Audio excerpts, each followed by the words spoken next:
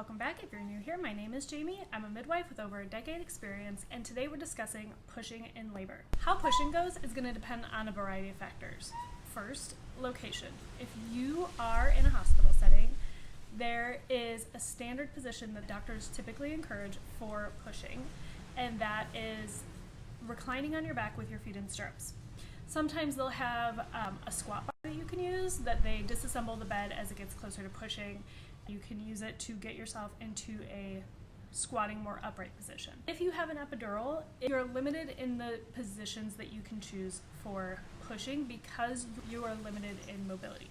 It's either going to be on your back, kind of semi-reclining. Maybe it's possible you could be in this semi-upright position with the squat bar, depending on your mobility and your feeling in your legs. Pushing on your side is often a position that you can use as well, even with an epidural. If you are giving birth at home or in a birth center, it is more likely that you will be supported in whatever position you choose. That could look like a variety of things, especially depending on if you're in a bed, if you're in a birth pool, if you are on the ground. It is actually a pretty common place to give birth. I see the positions that people are just choosing naturally, and it's often a firm surface, and it is often hands and knees or a kneeling position. This is a position that women will often choose on their own. They like the stability of the firm ground. Sometimes the bed is too soft. Sometimes if you're tired, honestly, the bed can be really helpful to give the knees a break or to lay on your side. Gravity is really helpful when giving birth, and being in a position that works with gravity can be really beneficial. Those positions are more upright positions, or even using a birth stool. There are products on the market now, even if you are planning a hospital birth, where you can bring a birth stool, or you can ask your providers if there's any sort of tools available like that to use in labor. If you don't have a birth stool available, the toilet can be really helpful, because that is the place that you are used to letting your bottom relax. That you're used to letting your pelvic floor open up and let things out.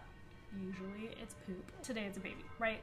But mentally, that is something that is familiar. So when you start to feel that kind of weird pressure, like you have to poop, and you're laying in bed, mentally you're just like, well, I don't poop in bed. I don't poop in this position. Well, also you are a little bit afraid of pooping. Being in a position that supports the body's natural ability to push and bear down is really beneficial. That being said, if you are in the hospital and you do not have an epidural, you are able to advocate for yourself more because you have more mobility. Some providers may not be comfortable with you being off the bed for pushing because they're nervous about the baby falling on the floor, but you can do some of these positions on the bed, such as hands and knees, or lifting the back of the bed upright and kind of leaning over and pushing that way is a really helpful position to give birth in and to help bring the baby down with less effort. Being on your back is one of the hardest positions to push in because the pelvis is a flexible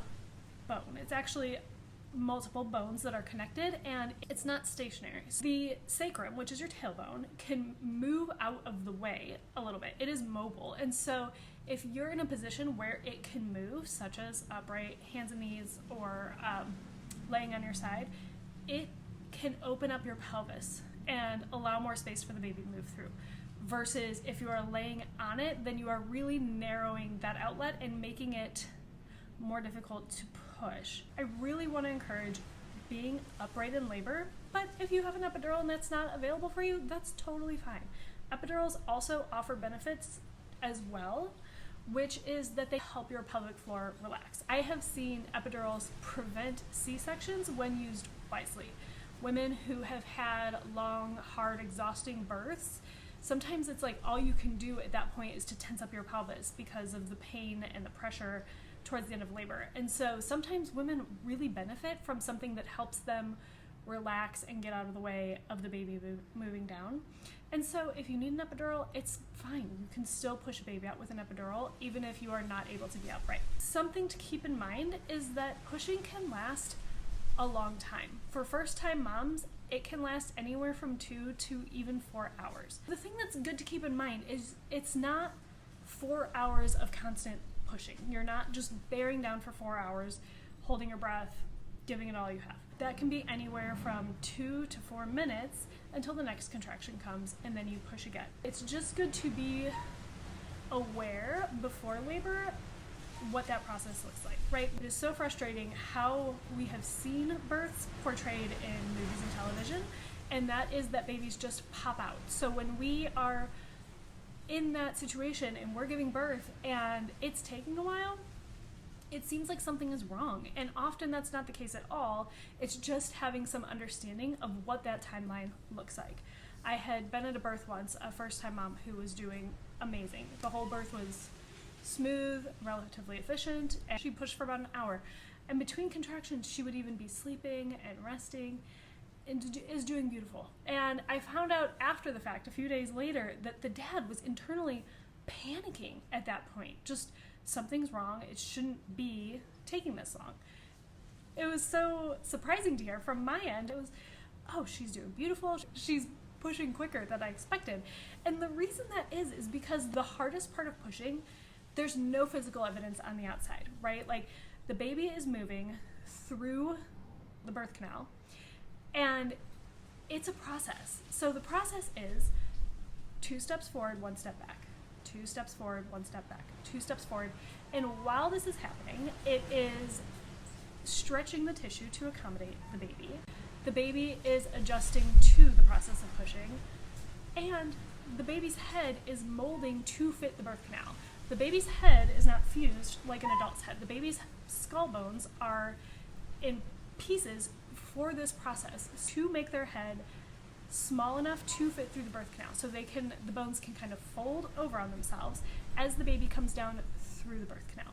This is one of my favorite little tidbits about birth that I learned in the last couple years that I love. During birth, the placenta can hold up to 1/3 of the baby's blood volume in the placenta. That isn't because the baby doesn't need that blood. Often we see babies are born, cord is cut, that's it.